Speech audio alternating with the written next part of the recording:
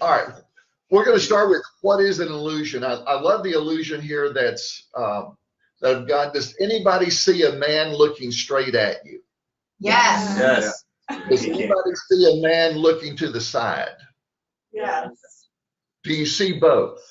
Yes. That's pretty cool. I love that illusion. I think that's just I saw that. Took me and Deb the longest. okay. So here's the definition of an illusion. An illusion, it's not that it's not there. It's not that it doesn't impact you. It's not that stress is just imaginary, but it's an illusion. An illusion is something that deceives by producing a false or misleading impression of reality. Stress is something that makes you think something's real when it's not. And that's the definition of an illusion. If any of you have seen some of these chalk sidewalk drawings that have been around for a long time, and here's a better shot of that. And those are amazing illusions, because if you haven't seen these, that's actually just a flat sidewalk that someone has done an amazing job of doing a chalk drawing on. It looks like you are floating through space. The reality is you're on a flat surface. That's what an illusion is. It creates a false or a misleading impression of what reality is. Now, let's say that you're in a strange neighborhood and you've got unfamiliar people around you, and so there's possible danger. You really don't know what's out there. You're going to feel stressed, and that's a normal, natural kind of reaction. So why does stress come up? Here's our definition. Stress is an emotional and it is a physical response to feeling out of control. That's the definition of stress we're going to go with. It's a response emotionally and physically. The response is tied directly to how much control do you feel in your life. That's how I felt this morning. Joyce, exactly that this morning, Tom. We're muted. Say what, Doug?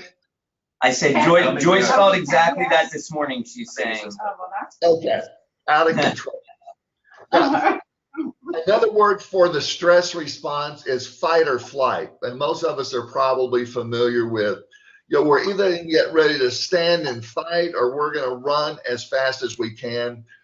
Fight or flight is another word for the stress response. And the original purpose of stress, you're out in a jungle and there's a wild animal out there, and you don't know if you're going to be living in the next 10 minutes. That's going to produce a stress fight or flight response. But the same thing happens when you're driving to work, when you get to work, your family, kids. It could be Amy. No, the one picture, yeah. Some of the pictures are funny, Tom. Yeah, your pictures are very good, Tom. Thank you. Okay. Mine left is my wife right now. Yeah. Y'all are a fun team. All of that's going to tend to lead towards stress that just it grows and it gets bigger. And if you're not careful, stress can really take over your life, which is where a lot of people live. The problem is, even though stress is a good thing, it's natural. We need it when we're in a jungle and there's a wild animal coming at us. Stress is a very, very necessary, needed thing. Our problem in our world today is we don't know where the off switch is. So the person that cuts us off in traffic, coworkers, family, money, all of those other things, we tend to live in a stress response 24/7. That's the problem with stress. Stress in and of itself is beneficial when it's used for the purpose it was designed for, which is to keep us alive. It's not made to live as a lifestyle.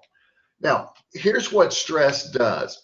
First of all, it starts shutting down your immune system. If you're going to be dead in 10 minutes, you don't need an immune system. Okay? If that animal's coming at you and you're going to fight or flight and you're going to be alive in 10 minutes, then once you turn the off switch, your immune system will kick back in. If you've ever known someone, none of you, but if you've ever known someone who is stressed all the time, you find they tend to be sick more often. Your memory begins to shut down. I don't need, if I'm facing down a wild animal, I don't need to be able to remember what happened a week ago or even a day ago. Everything in my body is being focused on that one moment to either fight or flight and in 10 minutes still be alive. Healing kind of goes along with the immune system. Your healing is much slower. Rational thinking, you don't need to strategize and logic out and do a lot of rational thinking and fight or flight. You're going to do one or two things, stand and fight, or you're going to get out of there as fast as you can. If you notice, whenever you're stressed, you don't feel as well, your memory's not as good, you're not making as wise of decisions, your digestive system shuts down because, again, you don't really need it right now. Stress focuses everything, every resource, blood, hormones, chemicals, everything in us towards the act of fight or flight, thinking that you're going to turn it off in 10 minutes. And again, we tend to live with it 24/7. Now, here are some symptoms of stress: anxiety, depression, heart disease, weight gain, cortisol you hear about in the news. Cortisol is one of the leading causes of weight gain. That is the stress hormone. Sleep problems, high blood pressure, memory and concentration. These are all indicators that stress has a place in your life that it doesn't have to occupy. Now, the key to dealing with stress, to breaking the illusion, the key is not controlling a situation. Anybody want to take a shot at what in stress? The one thing you have in life that you have control over at all times is what? Your attitude. There you go. Absolutely. You got control of, but I don't feel in control. That's the definition of stress. But the fact is, you do have control in your life. There's no such thing truly as a victim. Now, understand bad things and not minimizing in any way, but we do have a choice to make in our lives. And if you see people in domestic or different situations where they're having a difficult time making wise decisions, that's the stress response that is shutting down all of those things. And then we come to believe I can't even control myself, when the reality is we do have a choice, and we are going to always make a choice in life, even in times that we think we're not. Now, here's your aha moment coming away from this. Situations are not stressful. That's why there's no such thing as a stressful job. Situations are not stressful. How you feel, not think, how you feel about situations determines your level of stress. Now, I love this little cartoon. Your brain sucked dry, please insert a next programmer. Back a number of years ago, I had an opportunity to get a job for at that time, the largest community credit union in the country. I got a job as a systems analyst, a programmer. The credit union had 500 employees, about 20 locations, and my first assignment as a programmer was to design an application that every teller in all of those 20 locations, every teller would use. And they would use my application, to balance their drawers, submit changes, corrections, money requests, all that stuff. So every one of the locations was using that, 500 employees. The only challenge with that job was, when I got the job as the programmer, I knew absolutely nothing about programming. How'd you get the job, Tom? You're a good talker. The answer to that is yes. Good salesperson. And Always looking for those. There you go. I sat down literally on my first day, and they said, this is what we want you to do. And I looked at a blank screen, and the only thing I knew for sure was how to turn the computer on and off. Other than that, I was 100% clueless. Now, for any of you, Amy, would that be a stressful situation for you? Yes. Yeah. It would be. For me, it was fun. I've done that kind of thing my entire life. Now, as I get older, I have to admit it's not quite as much fun as it used to be. But it's still fun. So is sitting down to do a job you don't know how to do, is that a stressful situation? No, it's not. I feel in control because there's some things I built in my life that I know I can deal with that. Now, there were many, many, many, many, many days that I would sit and sit and stare at a blank screen, not knowing exactly what to do. And it would take 3 hours to figure something out that later I could do in about 5 seconds. So yes, there was pressure in that job, but the stress was not there, which let me have my memory and attention and constant and all the things that I needed to learn how to do that job. How you feel about your situations determines your level of stress, not the circumstances. Now, I'm going to give you 3 ways to begin to reduce the power of stress. Again, does it mean you'll never be stressed? Of course not. But it does mean after today, you're going to realize you have a choice. First choice, realistic expectations are the single most influential factor of whether or not you feel in control. So we're going to look at some realistic expectations. First thing is to realize there are positive expectations. These have no demands, no power to affect anyone, no consequences, and no judgment. Negative expectations have an ought to, should, must, have to. There's a big difference in these 2 types of expectations. Now, Mike, I talked with you earlier. Are you going to stay in the room during the rest of this meeting? Yes. Okay. Are you going to pay attention? Sure. Mike, I got to tell you, liars are the worst thing on the face of the earth. You told me you would do that. I expect you to be there. I expect you to be able to tell me what I talked about, and you had better be able to give back to me. Now, Mike, is that going to motivate you? That's a negative. Oh, yeah, definitely. Yeah, it'll motivate you to do what? Taking pictures of the screen. And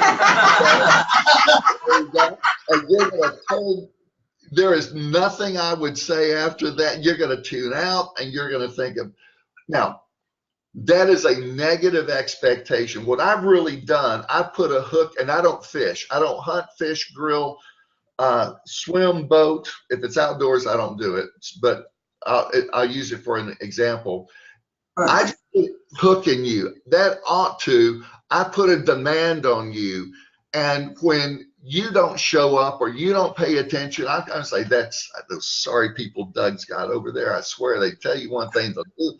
And I'm the one really having the bad day. You've already blown me off and gone on your way, but I put a hook in you with a fishing line in it, and how you go, your actions are now dragging me through life.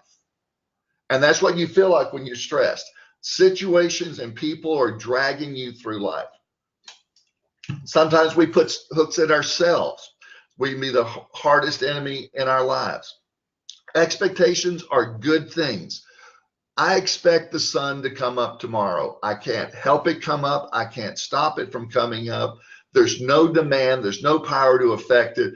Positive expectations are very, very good for us and the people around us. Negative expectations, where I expect and demand you to be something, who that's really going to hurt is me, because I'm going to get drugged through life by your behavior. Now, that does not mean I condone Mike's behavior, doesn't mean I agree with it, doesn't mean I support it.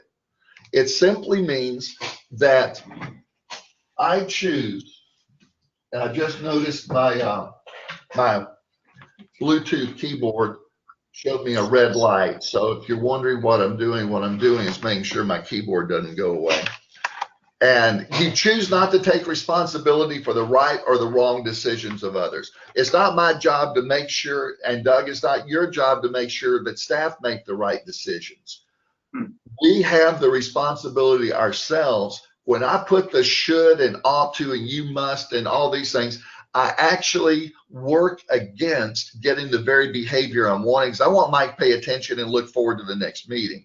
If I do the negative expectations, I actually hurt my case and I hurt the relationship and get the opposite of the results that I'm wanting. Now, here's a phrase to live with. Please say it very carefully and enunciate correctly. You should not should on others as they should on you. That's a good line. I like that. Just because someone has expectations of you, negative expectations, doesn't mean you have to respond. Here's a real expectation. You know, the person you say, this person's rude every time I talk to them. Can't they just for once be nice? Well, if you're a rude person, there's a reasonable expectation if they've been rude every time you talk to them, they're probably going to be rude the next time. The stress comes in, oh, I hope they're different. They're not. I put a hook in them. They should. I don't have to be treated this way. And suddenly our day begins to go downhill because we put a hook in this person. I'm not saying her behavior is good. I'm saying that how she chooses to live her life is not how I have to live my life. Accept the fact that interruptions are a part of every day. Can't I just have one day without that phone ringing off the wall, or my computer working all day, or those other people that I talk with, that I work with, that just keep talking? Some days you're going to feel good about your job. Some days you're not. That's okay. Some days you're going to feel like you're not doing as good of a job as other days. That's okay. That's called normal life. If I expect myself to feel up every day, I'm putting a hook in myself, and I'm actually going to drag myself around by my own fishing hook, because realistically, I'm going to feel better some days than others. Now, here's one. This is one of the things, if you don't take anything else away from our time today, you get frustrated with people because why do they always make it my fault? The customer, they make it my fault. Family, they make it my, well, the only choice they have, we have two choices in life. I can either assume responsibility for my actions, or I can pass it to you and make it your fault. Guess which one people do the majority of the time? Pass. So if you say, well, they shouldn't do that. Why do they have to do that? Because their only alternative is to take responsibility, and that's not the American way right now. That's actually not human nature. I want it to be your fault. So a realistic expectation, of course they're going to blame me. What else are they going to do? Their only choice is to put responsibility on themselves. They're not going to do that. So stress begins to calm down because I'm taking control over the expectations that I have in life. Now, number two, hide and seek. Anybody play hide and seek as a kid? Oh, yeah. Yep. Here's something, this is another takeaway for you. The world we create around us is an accurate reflection of our attitudes and beliefs within us. The world we create around us is an accurate reflection of the attitudes and beliefs within us. We get really, really good, or got really, as a kid, with hide and seek. And the reason is the more often we go looking, we find the hiding places. So we get to find people easier because we go there a lot and we know the path and we can get there quicker and easier. The same thing is true with the brain. The more things you go looking for, the easier it is for your brain to find it. So there's certain things we find in life that we see in people or life or in ourselves or job or whatever. The reason we see those so easily is because that's what we go look for more often. So the brain knows where to find it much easier. And here's the scary part. You find what you look for, even if it's not really there. Now you see an eyeball there, you see that little squiggly thing on the right side of that photo. That's a blind spot in the back of your eyes, actually where the optic nerve connects to the eyeball. That's a blind spot. Right now, every one of us are seeing a hallucination. You have a blind spot in your vision that your eye physically cannot see. Now, the reason you don't know that is because your brain is constantly interpreting everything around you, and it fills it in and says, this is what the brain expects to see. And so you don't see that blind spot. If it were not for that, though, you would have a blind spot. Every one of us would have a blind spot and a dark black spot in our vision. But your brain is filling it in based on what it expects to find. And so it looks normal to you. You find what you look for, even if it's not really there. That's true with life and people and customers and and such. If I go looking for something enough, I will find it, even if that person is not what I think they are, even if the situation is not what I think it is. If I believe it is, and if I go looking for that often enough, that's the perception becomes reality, and my circumstances are an accurate reflection of the world I'm creating based on those expectations. Your brain expects based on experience. The more experiences you have, then we're going to expect more out of those kinds of situations.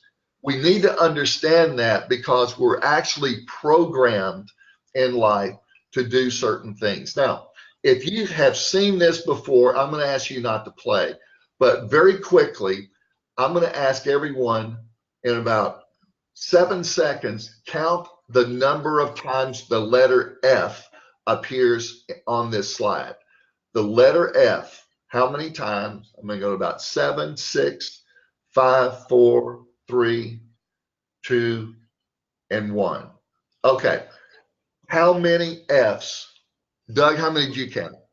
7. Tony, how many did you get? Tony's not here right now. Oh, what about Amy? How many did you get? 3. You got 3? Yeah. Francesca, how many did you get? Francesca's not here. She's in California, not here right now. She's not awake yet. So 6, and I'm mad that I didn't find the 7. I found 5. Okay, so far we got 3, 5, and 6. Everyone looking at the same slide. 7. Oh, now we got. Okay.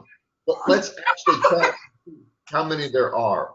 1, 2, 3, 4, 5, 6. I did those 2 ups and then I Skip a lot of the ubs, right? That's the thing. Well, I skipped 1 up. Phonetically, the way it sounds, of is a V, not an F. So your brain goes looking for of, because those are the 3 that people miss. Your brain expects a V and it changes that in our mind to a V so it becomes invisible. We have been conditioned in the English language that of is actually spelled O-V, and your brain is looking for that. And so now, here's the reason this is so powerful. You're sitting down talking with someone, and maybe it's one of your kids, spouse, Doug, one of the folks there, and they say, but I know what reality is. I see that. Well, you may only be looking and seeing what's there, but you may only be seeing half the story. There could be more to the story. We had to stop and think about this. When we make, nope, I know what I see. You're not going to convince me otherwise. There are 3 F's there. If we will stop and begin to look and explore and say, are there things there that I did not see? Something magical happens that's taking control of our life. We're going to have a stress level reduced in our life. Our memory, concentration, and rational thinking and health is going to be better. And we're going to be more able to deal with the things in life because we stopped and said, it's not that what I see is not real, but maybe there's 3 things hiding there that I've been conditioned, programmed not to see. And if I will stop and look for those things, you've just taken control of your life. So here's some things to do. Go on a scavenger hunt for positive qualities you don't normally expect to find in people. That's a really good exercise, by the way. Make a list of characteristics in others you absolutely will not look for. I know so-and-so, that person is just, they're always late. That person is not trustworthy. I refuse to look for those characteristics in that person. Choose your attitude of the day before the day starts. Ask people, what kind of a day are you going to have tomorrow? How do I know? The day's not happened yet. If you wait till you're in the middle of drowning to learn to swim, I got to tell you, you're not going to have a good day. If you wait till you're in the middle of the day to choose your attitude, you're going to be starting out upside down. Number 3. By the way, I'll send this PowerPoint to you if y'all would like. And wonderful. Yeah, people have already been asking that, Tom. That would be a blessing. Absolutely. Boundaries. The only difference, this is very profound. The only difference between a river and a flood are boundaries.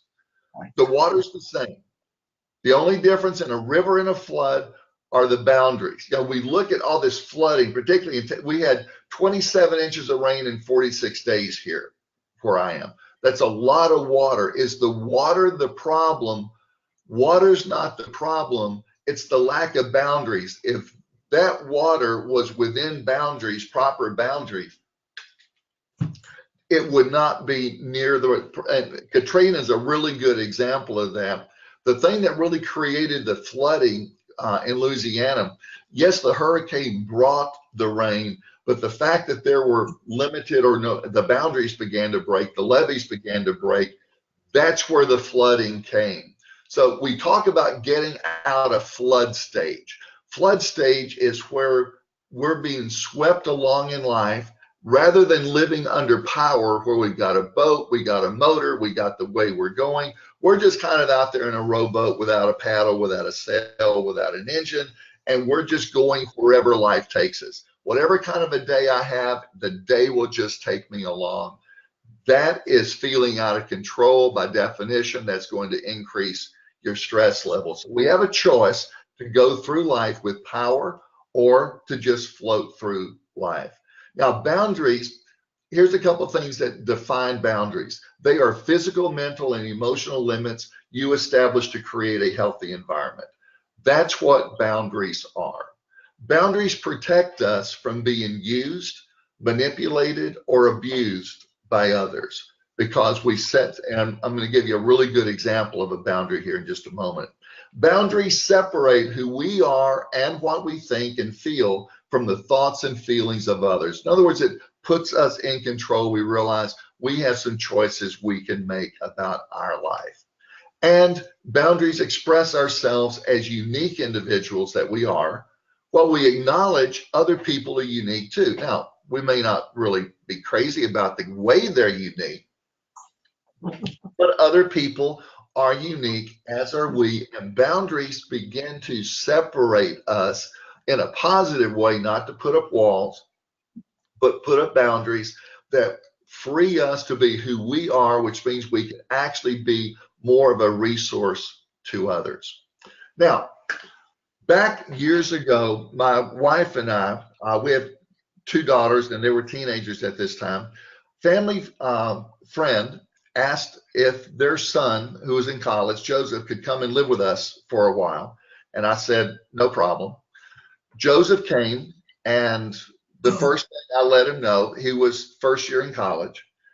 I let him know that as a family, we never had any house rules. I'm not a big rules person. It used to be years and years ago until I found out rules are very high maintenance. Because when people break rules, then you've got to enforce it. Then you make more rules in order to deal with the rules that are broken, and you've got to enforce those. And if you're not careful, all you're doing in life is trying to manage rules, and that's very high maintenance. So I told Joseph, our daughters are teenagers. We never had house rules. You do not have house rules. There's no curfew. Our daughters never had a curfew. But I do need to let you know that as a family, one of the choices we make is we do not give keys to non-family members. Only the 4 of us, my wife and 2 daughters, immediate family, get keys to the house. It's not you, it's nothing personal, and just that's you, everyone. And I need to let you know that I go to bed around 10:30 at night, and once I go to bed, I don't get up. So other than that, you can come and go anytime you want. We're not going to try to manage your life and make sure you are responsible and when you come in. So that went good for about a week or so. And then one night I hear a knock at the door about midnight. Joseph at the door knocking. And anybody want to take a guess what I did? Went back to sleep. Now, I do need to mention it was about 25 degrees outside. It was it was right in the throes of winter, and he had his car, but he didn't have any other resource. He didn't have anywhere else to go, and that meant he would have to sleep in his car in 25-degree weather. Does anybody have any idea, knowing that, you want to take a shot at what I did? Nice car. Threw him a blanket. Went back to sleep. Went back to sleep. Now, but and people say, well, don't you feel cold-hearted? Absolutely not. This is one for everybody to get. If the decision to sleep in the car in 25-degree weather was good enough for Joseph, then that decision's good enough for me. Who am I to say that my way is what is best for his life? It's a full-time job managing my life. I don't know what's best for his life. It's not my job, and I have no way of managing it anyway. If he chose, because he knew when I went to bed, when Kathy and I went to bed, he knew that there were not keys. There was no surprises there.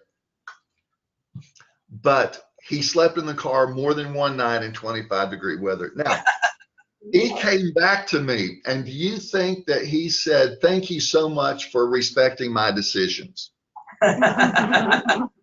What do you think he said? How dare you let me sleep in the car? Whose fault was it that he was cold? His. Whose fault do you think he tried to make it? Yours. Why? Because people only have two choices. They can assume responsibility or they can pass it to me. Do you think he put some hooks in my life? Oh, yeah, boy, was that son of a no good. He just, the most uncaring, and he's trying to, and he did. He said, you're trying to control me. You're trying to manipulate me. You're trying to make my life miserable. I said, no, all I'm doing is respecting your decisions as a young adult. And you know what? Decisions have consequences, some of them good, some of them not so good. I'm going to respect your decisions. Now, I didn't care that he didn't respect my family boundaries, because that'd be putting a hook in him, and then I'd get pulled in by his actions. Back in one of the things that I've done in my life for a long time before getting into insurance was marriage and family counseling. And I had a guy come to me one time and he said, my wife left me and it's your fault. And I thought, okay, this has got to be good. I said, explain to me, please, how that's my fault. He said, well, I called you on Tuesday and you didn't return my call until Thursday. And on Wednesday, I talked to my wife and that conversation went so bad, she left me. So if you had called back sooner, you could have talked me through that, and my wife wouldn't have left. Now, I had a choice to make. I could either defensively respond, how could you blame that on me? You're the one that blew the conversation. I could do it that way. Or I could say, I apologize. I take responsibility for my actions. I apologize for not calling you until Thursday. That's on me. Let's go back and work through and see what we can understand about that conversation. Let's see what we can do to maybe turn some things around for you. If I had been drawn into his world of blame and let him put a hook in me, and I'm now being pulled like Mike could have been with me, and been pulled by his actions, I would have been absolutely no good at all to that person, because I would have been right. The worst thing you can do is try to get in the water and save a drowning person. In all probability, you get in the water with a person that's drowning and you're going to drown right along with them. I needed some separation, which is what boundaries do, not so that I can just think about me and my life, but the only way I can be helpful to people is by having some that agency owner, realistically, they are probably going to be, unfocused and undisciplined right now. And Doug, it's hard to believe, but there's some agency owners that have a challenge with follow through that are not completely consistent. Don't know if you ever known one like that, but there are a few out there. Never, Tom. Never. If my response is, well, now, Doug, let me tell you, this is what a leader ought to be. You had better, you need to do this, you need to do this, and you need to do this.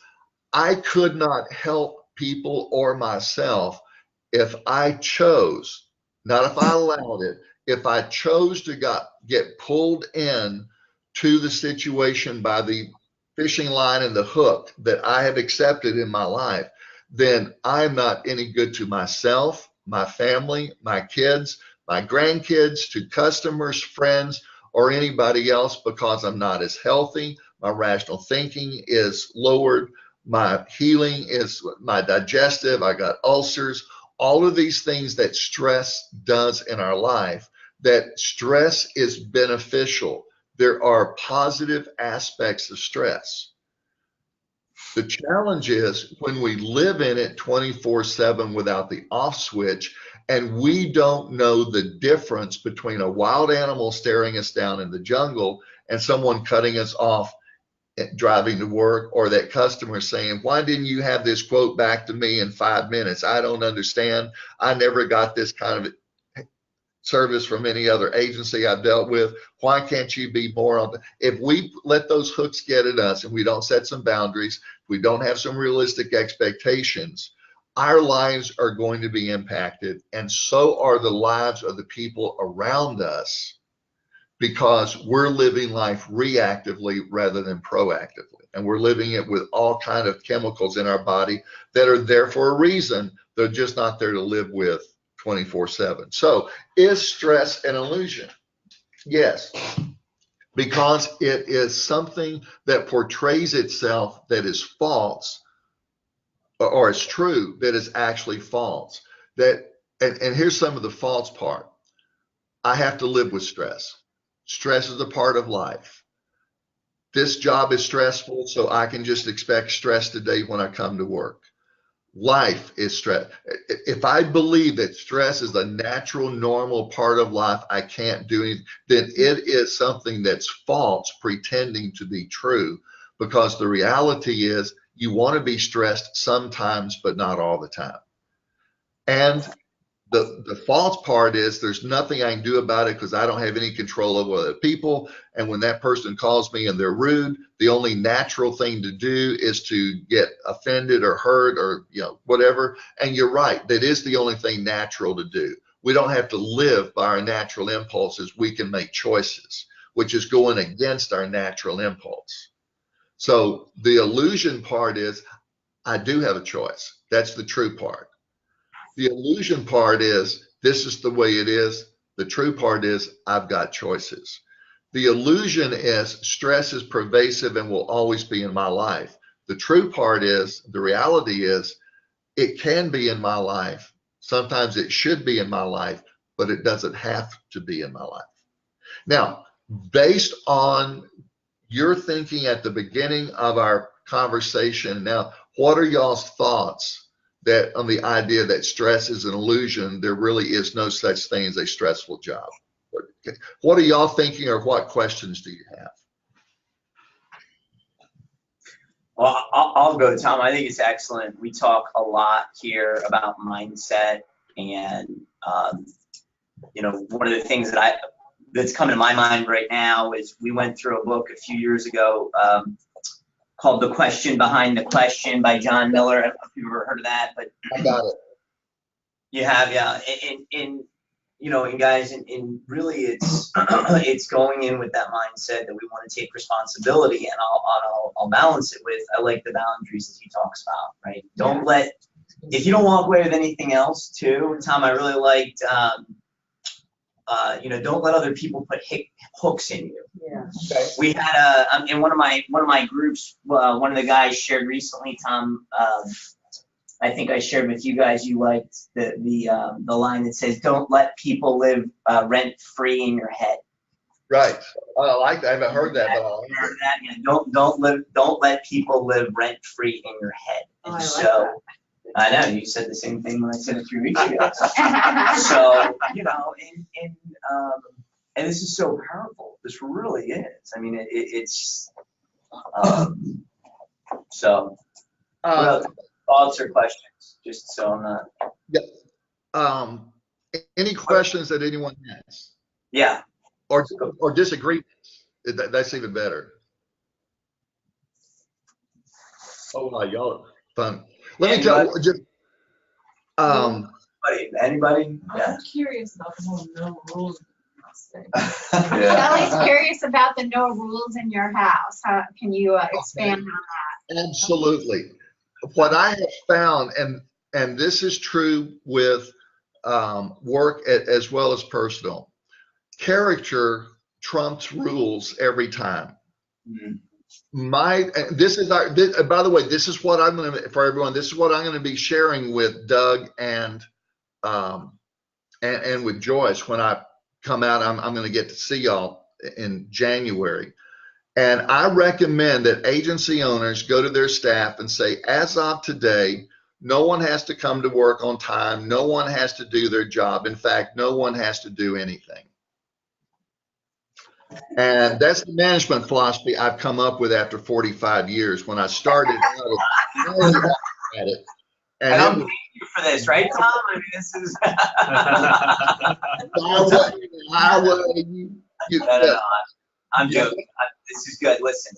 A young man came to me years ago, and I wanted to transfer him to another location. And he said, "What's in it for me if I accept the transfer?" I said, "That's easy. You get to keep your job."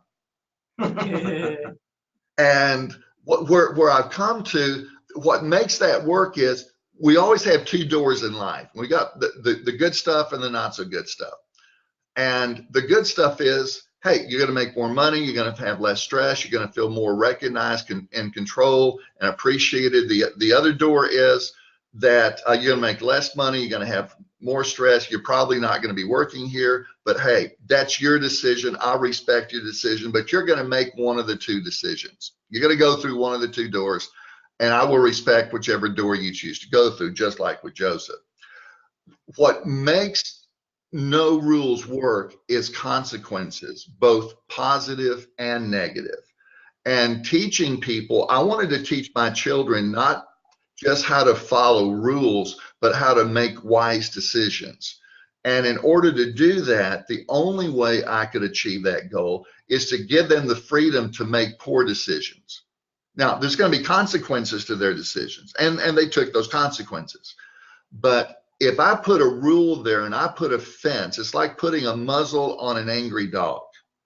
If you put a muzzle on an angry dog, the only thing you've done is make that dog madder. And when you take that muzzle off, everything that was there is still there, and it's going to come get you. That's what rules do. Rules change what we do, not why we do it.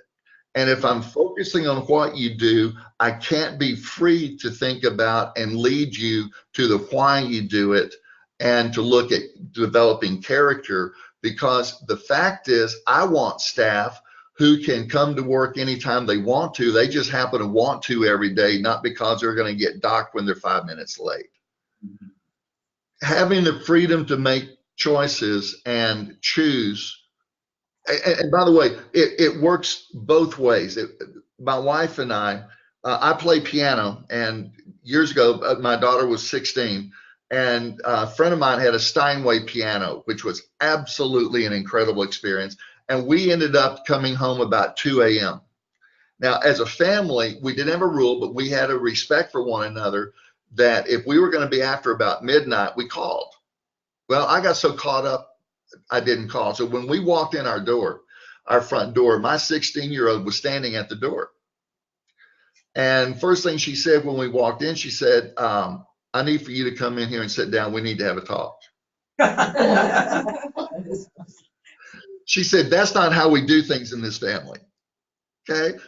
And she was absolutely right to do that, because it wasn't a rule, but it was how we expressed our care and concern and love and respect for one another. And we had not shown the respect that was customary for our family. And she let us know. Now, there was no demands. It was, you better not. She gave back to us what we had been giving to her and her sister, that it's not that you do what you do because you have to, or you should, or that you are being coerced or threatened or bribed. Is you do what you do because you're making wise decisions for your life. And by the way, if you are stressed out, you cannot make those wise decisions, because everything you need to make that character decision it's going to be short-circuited by all the chemicals that are running through your body. So the idea of no rules, there are consequences, and you know, we're going to live by those consequences. Trying to get people to follow rules, I found out it doesn't work. Well, I mean, it works to give you all the things you don't want, because then you end up focusing on people's behavior and not their character. And if you really want to develop people, it's always about developing character that has the evidence of that, rather than just looking at what someone does. Because someone can do the right thing for the wrong reason and still be dead wrong. Good stuff. Any other questions, feedback? Okay, this is JJ. Hey, Tom. So going back to when you were a counselor and you were talking about that gentleman, I definitely like the aspect of taking responsibility for not calling him back on Wednesday instead of Thursday. But how do you balance that with not accepting his portion of what happened? Because I'm assuming that there was probably some conversations with his wife long before there was any counseling sessions. So how do you balance that out with not allowing someone else to put what they're responsible for on top of you? I mean, great question. And there's a simple answer and there's the real answer. The simple answer is what I dealt with that. And by the way, no one's asked me a question like that in all these years. So JJ, I'm really looking forward to meeting you. Yes. When I responded, I apologize for not calling back. The next thing out of my mouth had nothing to do with my actions or even his actions or his wife's actions. But it was, okay, let me know, how did you feel in that conversation and what you told your wife? Let's talk about the conversation that you had. And let's take a look at that conversation and see, not just in the results, but who you were and the character you were demonstrating at that point. So I chose to take him where he didn't want to go. He wanted to talk about actions. He wanted to talk about stuff outside of himself. He wanted to talk about and what I mentioned, character will always trump rules. He wanted to talk about the rules of what his wife should do, should not do, the rules of what I should do, even in some ways the rule that he should do. He would have been very, very comfortable talking about those things because they're very easy to talk about. They're very easy to see, and you don't have to think a lot. I took him back to, let's talk about who you are as a person, and how do you feel about the way you handle the conversation. Let's talk about some ways. What would be some other possible ways that conversation could have gone? Not you should have handled it this way, but let's talk about some other ways that conversation might have gone. Let's talk about some other ways that, how do you think your wife felt when you had that conversation? How would you like for her to feel? How can we take and bridge that to where it's not, and there's something we talk about that we'll do later, the adversarial cycle, that really deals with and explains why we get into these unhealthy kinds of cycles with people. But JJ, that's where I took him back to was, and Simon Sinek, if everyone hasn't heard of Simon, I strongly recommend you go. He's got YouTube videos on YouTube, and he does a really, really good job of saying, begin with why. And this is not just true in business, this is true in life. And let's start with the inner part. Let's talk about who we are and why we do what we do before we talk about what we do and how we do it. And we're in a society that is so fix-it-minded that we want to talk about fixing something on the outside without addressing the character that led to that behavior in the first place. So I don't know if that gave it in 60 seconds an answer to your question. Absolutely. Thank you, sir. Any other quick questions or feedback before we wrap up? Phyllis, Sharon, Sally, anybody? Joyce? I thought it was great. You know, we talk a lot about personal responsibility, which I think was a piece of what you were teaching, and not passing on to others, and knowing we can only control what we do and how we respond to things. And I think that's an extremely valuable way to live. We all need reminders, so We do. really Continually. Because again, that's not the message we get from the world and TV and movies and media and everything out there. But it's not my fault is the American mantra right now. That's right. We got to be counterculture in a way. Right. Excellent. Well, Tom, thank you so much. We're looking forward to continuing to work with you guys. How about around the clock, Tom?